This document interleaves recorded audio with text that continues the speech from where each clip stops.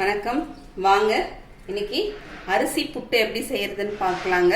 புட்டு பார்த்தீங்கன்னா சிவபெருமானுக்கு ரொம்ப உசந்த ஒரு பிரசாதம். அவருக்கு ரொம்ப விரும்பி சாப்பிட்ட ஒரு பிரசாதங்க இது. நம்ம புட்டுக்காக அவர் மண் சுமந்தாரு. அதனால அவருக்கு ரொம்ப வெறுமை புட்டு செஞ்சு வச்சாவே ஒரு விருப்பமான ஒரு பிரசாதமாக ஆயிடுங்க.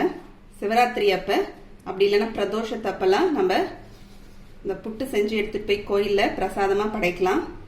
அதே சமயத்தில் நம்ம இந்த புட்டை பெண் பிள்ளைங்களுக்கு விசேஷத்தப்ப அவங்க பூ பெய்கிற காலத்தில் புட்டு செய்வோம். அதுவும் இதே புட்டு தாங்க.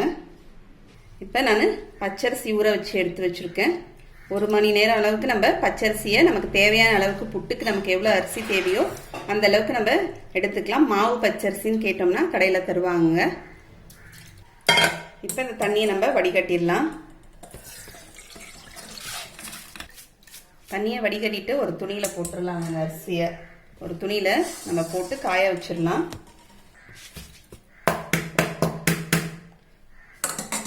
தண்ணி இழுத்துக்கிறதுக்காக ஒரு 10 நிமிஷம் நம்ம இந்த மாதிரி துணியில் போட்டுடலாங்க. துணியில் போட்டு பரப்பி விட்டுடலாம். இது ஒரு 10 நிமிஷம் காயட்டுங்க.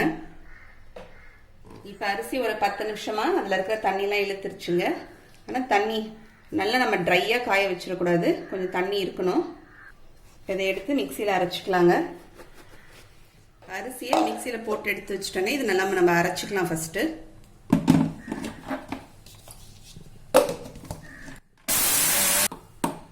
மாவு இதை மாதிரி தள்ளி விட்டுட்டு திரும்பி அரைச்சிக்கலாங்க. நல்லா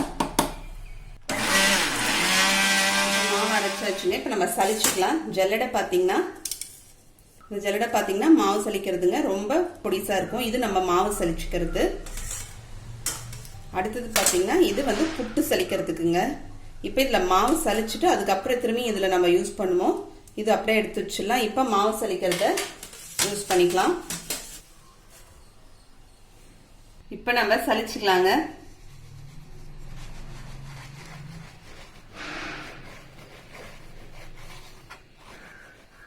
இப்போ நான் சலிச்சுட்டு மீதி நமக்கு பாருங்க திப்பியா இருக்கணும். இதையும் ஒரு தடவை போட்டு நம்ம அரைச்சி சலிச்சு எடுத்துக்கலாம்.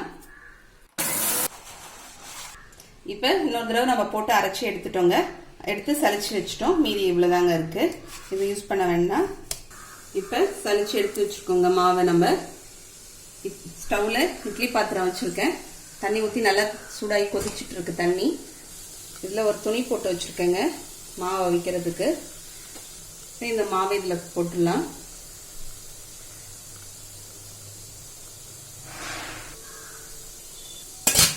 மாவு மூடிட்டு ஒரு 10லேருந்து 15 நிமிஷம் அளவுக்கு நமக்கு மீடியம் ஃப்ளேமில் வச்சு வேக வைக்கலாங்க.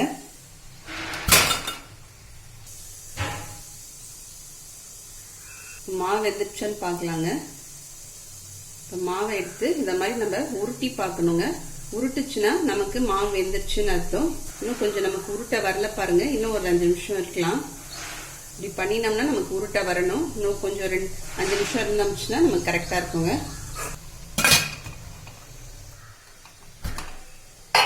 திறந்து பார்க்கலாங்க. பாருங்க மாவு இப்படி உருட்டினோம்னா நமக்கு நல்லா உருண்டிடுச்சு உருட்டை. இப்போ மாவு நமக்கு நல்லா வெந்துருச்சுங்க. ஸ்டவ் ஆஃப் பண்ணிடலாம். ஒரு தட்டில் போட்டுக்கலாங்க.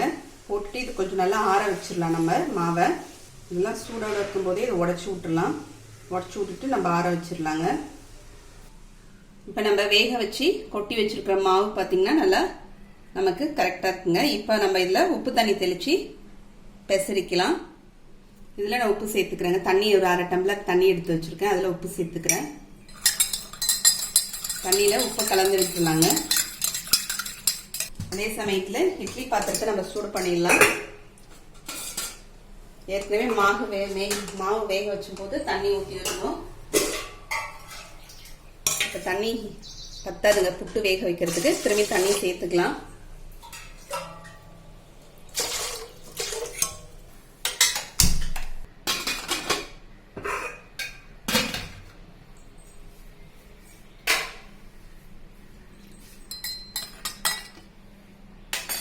இப்போ இதில் நம்ம தெளிச்சு பெசரிக்கலாங்க.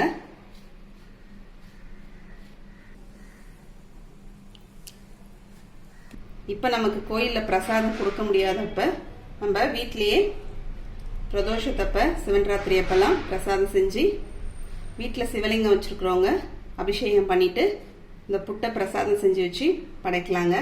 உப்பு தண்ணி தெளித்து பெசரியாச்சுங்க. மாவு பார்த்தீங்கன்னா இப்படி பிடிச்சா பிடிக்கணும், இப்படி வடைச்சி விட்டால் உடையணுங்க. இந்த அளவுக்கு நம்ம பெசரி இருக்கணும்.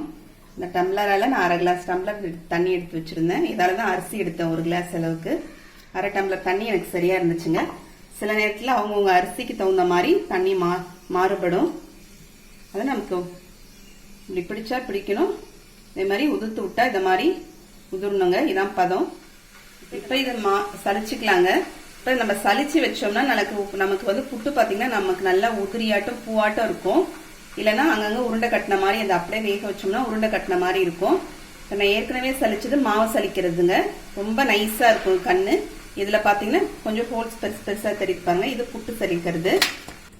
மாவு இதில் போட்டு நம்ம சலிச்சு எடுத்துக்கலாங்க. இந்த மாதிரி கை வச்சு நம்ம தேய்ச்சோம்னா நமக்கு கீழே நல்லா அழகாக பூவாட்டம் கொட்டிடும்.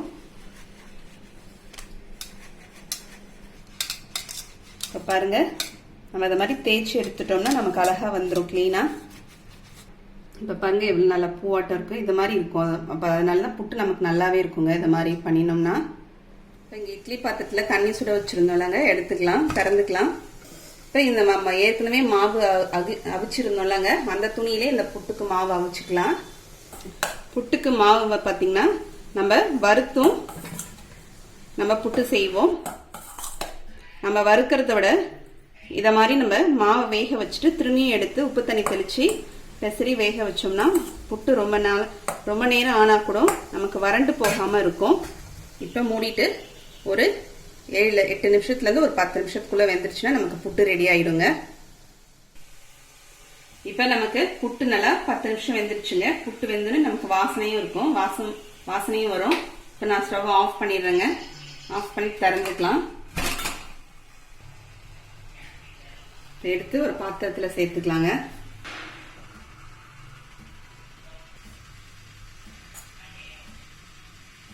சேர்த்துட்டு இந்த மாதிரி நம்ம ஒரு கரண்டி வச்சு